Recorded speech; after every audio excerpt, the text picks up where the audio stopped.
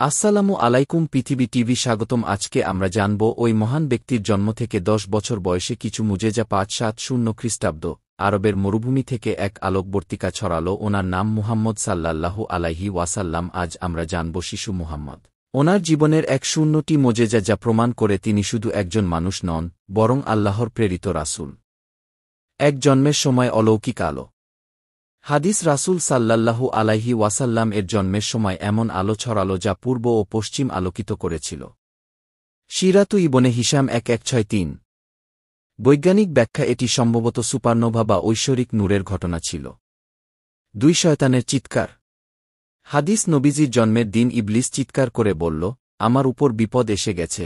তাবরানী, মুজামুল কাবির ২৪৩৪১। ৩ সকল মূর্তির পতন। হাদিস কাবায় থাকা ৩৬০টি মূর্তি নবীজির জন্মরাতে মুখ থুবড়ে পড়েছিল। তারিখে দিমাশক ৩১৪। ৪ পার্শ্বের অগ্নিকুণ্ড নিভে যাওয়া। হাদিস ১০০০ বছর ধরে জ্বলতে থাকা পার্শ্বের অগ্নিকুণ্ড নিভে গেল। সহিহ বুখারী, তাফসীর সূরা রুম। ৫ হালিমা সাদিয়ার দুধ বৃদ্ধি।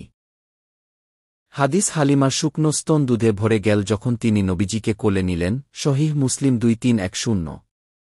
৬ গাছের ডাল নিচে নুয়ে আসা। হাদিস শিশু মুহাম্মদ যখন গাছের নিচে দাঁড়াতেন ডালগুলো তার দিকে নুয়ে আসত। সিরাতু ইবনে ইসহাক। ৭ মেঘের ছায়া দেওয়া। হাদিস গরমের দিনে মেঘ এসে তাকে ছায়া দিত। শামায়েলে তিরমিজি ১। ৮ পাথর সালাম দেওয়া। হাদিস নবীজি বলেছেন, আমি এমন পাথর চিনি যা আমাকে সালাম দিত। সহিহ মুসলিম ২২৭৭। ৯ ফেরেশতাদের দেখা। কোরআন আমি আপনার বক্ষ উন্মুক্ত করলাম। সূরা আল ইনশিরাহ ৯:৪। ১-২ বার ফেরেশতা হৃদয় ধৌত করেন। সহিহ বুখারী ৩৪৯। ১০ আবু তালিবের স্বপ্ন। হাদিস আবু তালিব দেখলেন, নবীজির পিঠ থেকে একটি আলো আকাশ ছুঁয়েছে।